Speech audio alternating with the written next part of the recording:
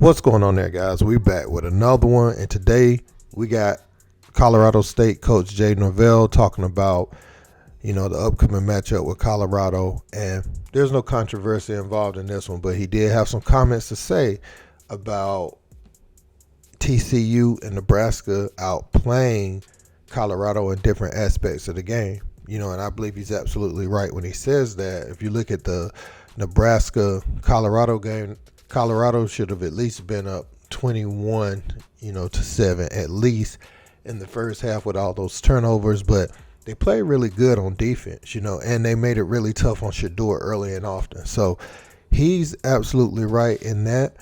But he expressed that Shedeur was the difference in the game, and it was some other playmakers too. You look at Xavier being that security blanket that he could always go to.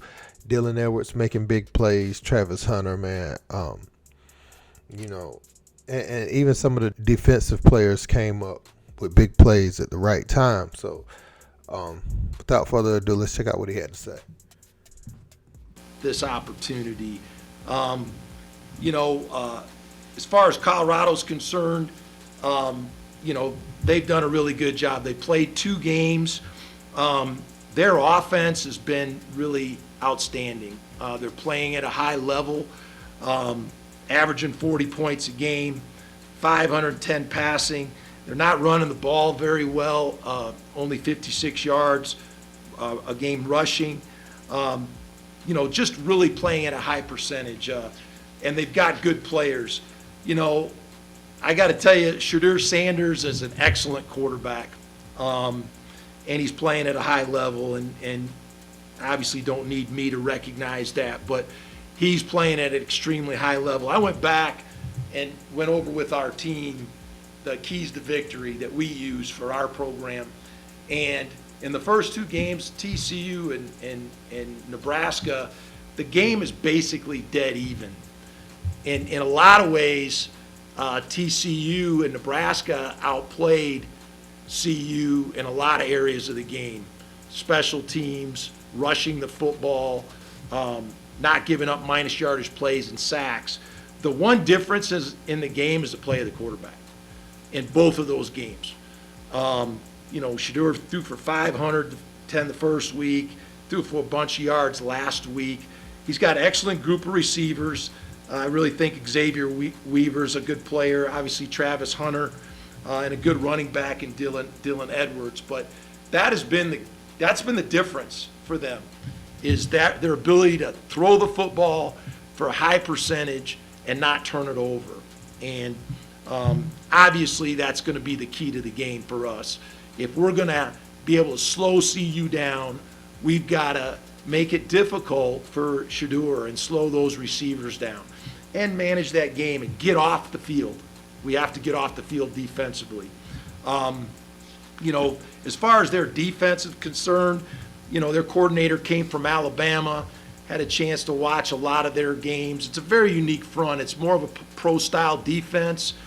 They play some odd and even. They'll play with a jack and a star player that plays at the boundary majority of the time. And they'll move Travis Hunter around. They've given up some rushing yards.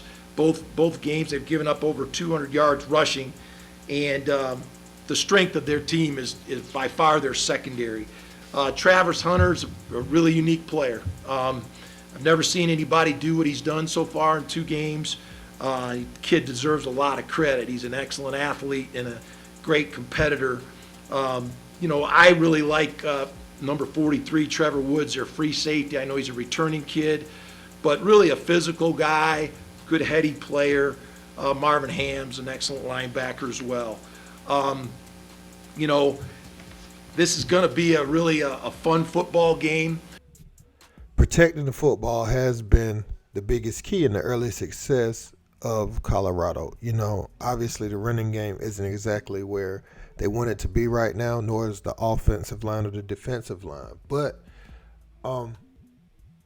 he has some glowing things to say about Shedeur there. Now, some other players may take exception to that because it sounds like, he did it by himself to some of them. Anybody that's looking for some bulletin board material or motivation to show what they can do, that's probably going to rub them some type of way. But I think he meant everything he said, in a glowing fashion. I don't think he was trying to do what the Nebraska coach did or, what the Oregon coach has done.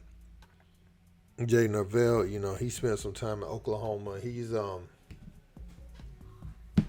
class act, man. And honestly, I have to agree with his assessment of the football team. They have some really explosive playmakers. And, they run that hurry up offense. So they really test your conditioning sometimes.